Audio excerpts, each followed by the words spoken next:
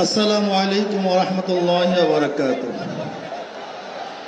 কারীম আম্মা বাদ ফাউযু বিল্লাহি মিনাশ শাইতানির রাজীম বিসমিল্লাহির রহমানির রহিম ইনিল হুকমু ইল্লা লিল্লাহ সাদাকাল্লাহুল আলিয়্যুল আযীম। সবাই বলি, জাতির শ্রেষ্ঠ সন্তান শ্রদ্ধাভাজন ওলামায়ে কেরাম, ইসলামী দলের নেতৃবৃন্দ, অন্যান্য দলের নেতৃবৃন্দ, সামনে উপবিষ্ট ইসলাম প্রিয় দেশপ্রেমী ভাইয়েরা আমার, আজকে সম্মেলন কেন? আমরা পিআর সিস্টেম নির্বাচন চাই, সংখ্যানুপাতিক হারে নির্বাচন চাই। কেন? আপনি কিভাবে ভেবে 2001-এ বিএনপি ইশতেহার ঘোষণা করেছিল, সেই ইশতেহারের মধ্যে 10% বিএনপি করতে পারে নাই। এমনকি 2001-এ বিএনপির ইশতেহারের 1 নম্বর শর্ত তারা পালন করতে পারে নাই। আমি বিশ্বাসী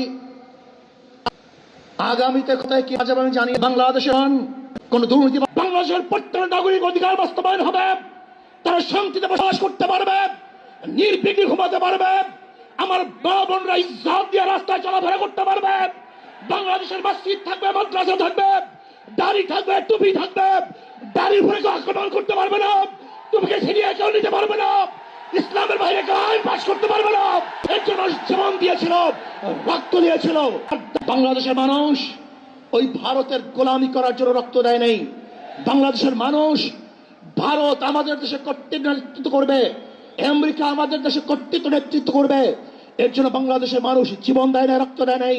বাংলাদেশের মানুষ সাধন, তারা নিজেরা আইন প্রণয়ন করবে, নিজেরা সংসদ পরিচালিত করবে, তারা নিজেদের পায়ে দাঁড়াবে।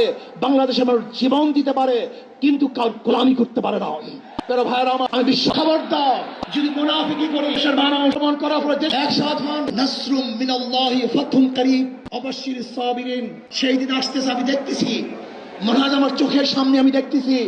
ওই সংসদের মধ্যে কলেমার কথা হবে, কোরআন ও সুন্নাহর কথা হবে, লা ইলাহা ইল্লাল্লাহ উচ্চারিত হবে।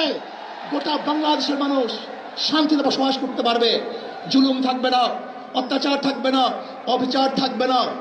প্রত্যেকটা মানুষের প্রাপ্তি তাদের ঘরে পৌঁছানো হবে।